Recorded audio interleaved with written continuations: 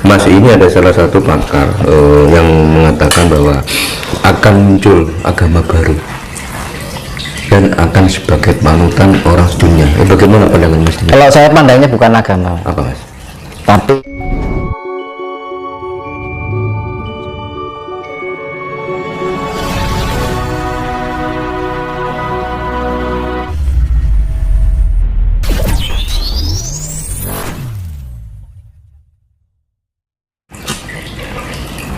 jadi kita tidak harus menunggu timing atau momen yang keadaannya lagi kini kita lagi terbangun kan gitu kan.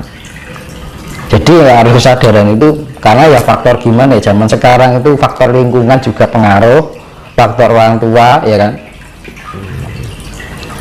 Nah yang bisa menyentuhkan ya leluhur, zaman leluhur kan gitu. Sekarang orang tua kita aja juga nggak paham, ya kan? Lingkungan kita juga nggak akan mengerti. Yang bekerja kan leluhur, Mas, ya kan? Nah, itu kan tanda bahwa leluhur kita itu sudah bekerja, tanda bahwa leluhur kita itu ikut menjaga, melindungi, masih aktif, kan ngono teman? Keberadaan mereka masih ada. Itu bukti nyata loh, Mas. Nah itu. Terus gini Mas, apakah hanya pelaku spiritual saja yang selamat dalam kehidupan dan kembali kepada Tuhan? Kan spiritual itu bisa diartikan secara khusus dan secara luas ya Mas. Kita menjalani, memahami kehidupan sehari-hari itu, jadi apa yang menjadi perjalanan kehidupan kita pahami itu bagian dari perjalanan spiritualitas, ya kan? Itu secara umum, ya kan? Itu ya bisa terselamatkan karena rasa rumongso gimana. Jadi nggak ada niatan berspiritualitas tapi perilakunya mencerminkan spiritualitas tanpa disadari. Nah akhirnya mencerminkan kehidupan dalam perilakunya sehari-hari, tercerminlah sifat-sifat kasih itu tadi Mas. Jadi yang menyelamatkan ini kasih itu sendiri. Makanya secara nggak langsung perilaku dalam kehidupan sehari-harinya itu sudah bagian dari spiritualitas tanpa dia sadari, tanpa dia harus mengarahkan pada sifatnya untuk belajar spiritualitas kan ngono. Nah, spiritualitas secara khusus yaitu tadi kita mengolah meditasi, menata di dalam kehidupan sehari-hari dari ucapan kita, pikiran kita, rasa kita, perilaku kita kan ngono. Jadi spiritualitas bisa dimaknakan secara khusus ataupun secara luas. Berarti intinya gini Mas, ketika kita berbuat baik, bertoleransi antar sesama, meskipun kita tidak belajar spiritual, apakah itu bisa dinamakan dengan kesempurnaan hidup? Ya kalau menjalani, kalau lebih kesempurnaan ya kita harus mengolah meditasi Mas, secara khusus itu tadi. Tapi kalau yang sifatnya luas itu ya melakukannya di luar kesadaran. Jadi perilakunya itu sudah bagian spiritualitas yang mencerminkan sifat kasih, budi pekerti. Nah, nanti juga orang-orang itu juga akan terarahkan dengan sendirinya dengan apa, rasa cinta, kasih sayang, cinta dengan alam, cinta dengan sesama itu kan. Tapi yang menuju suatu kesempurnaan itu benar-benar kita fokuskan pada pengolahan analisa diri. Jadi benar-benar di atas sadar, bukan di bawah sadar. Kadang-kadang ini kan kita hidup kita beruntung atau bejo nek basa Jawa ini. Tanpa disadari perilaku kita sudah mencerminkan suatu spiritualitas. Gitu.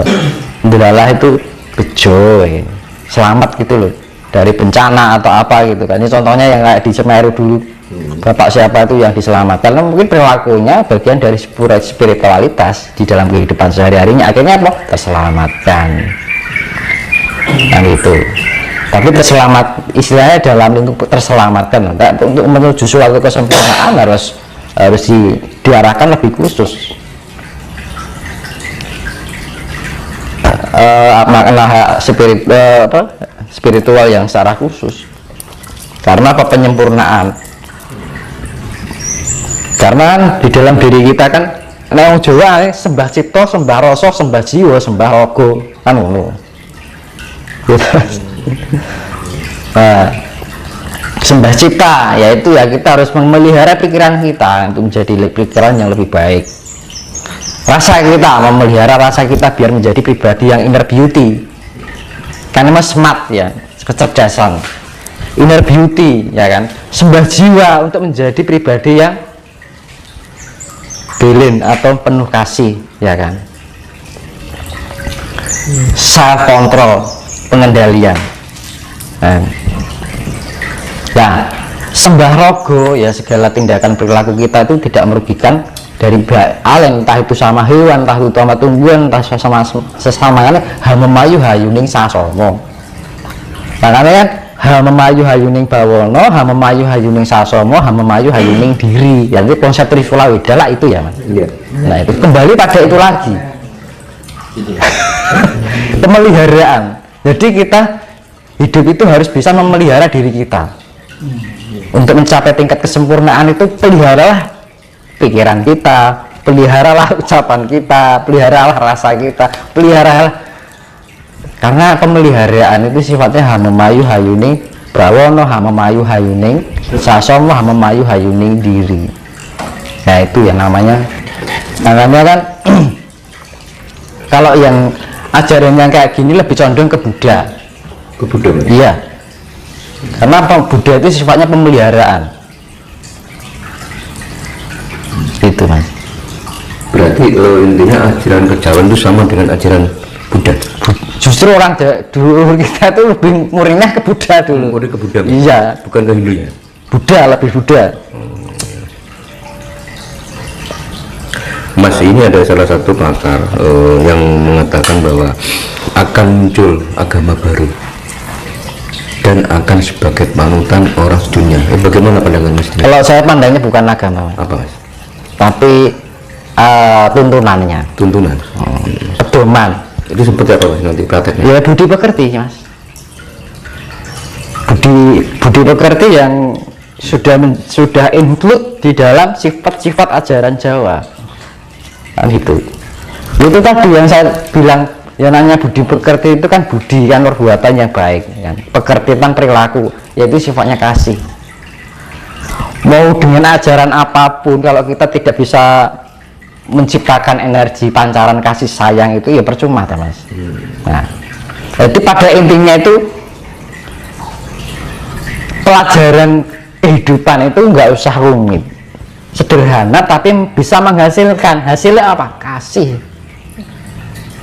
Itu tuh. Kalau dunia ini sudah tercipta kasih kan ada apa teman? Nggak ada orang kericuan, nggak ada orang saling perselisihan, tidak ada orang saling membedakan. Otomatis kan kalau punya jiwa kasih kan tidak mau membedakan, tidak nanding sari loh, ya kan? Membandingkan, nanding sari kan membandingkan ini. Makanya kan kunci seperti level kualitas diri yang pernah saya bilang itu tidak nanding sariro, tidak membanding-bandingkan dengan yang lain, ya kan, tidak membeda-bedakan. Terus mengukur sariro, ya kita tidak mengukur aku seberapa, dia seberapa, dia si A si B seberapa, nggak mengukur bahwa semua itu adalah kesetaraan ciptaan Tuhan yang sama, adil itu kan. Dan terus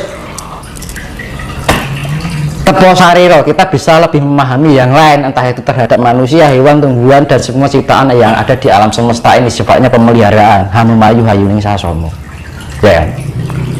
Terus mawas diri, ya kita harus bisa memelihara diri kita dari ucapan kita, pikiran kita, rasa kita, harus mempunyai keselarasan, keadilan di dalam diri kita, ya kan?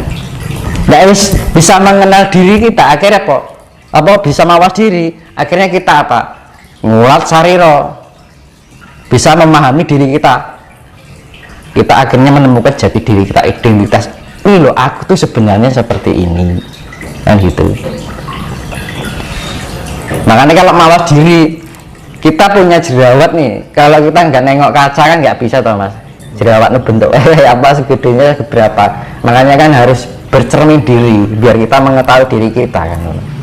Itu mawas diri. Kalau kita sudah bisa melatih mawas diri itu, nanti akhirnya kita ketemu sedulur kita sejati yang diarani mulat sariro.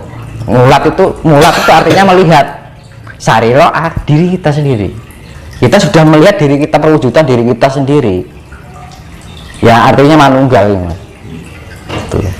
Berarti intinya gini Mas, orang itu kalau sudah mengenal zat dulur gaib yang ada pada diri manusia, itu sudah manunggal dengan Tuhan. Ya, Pasti.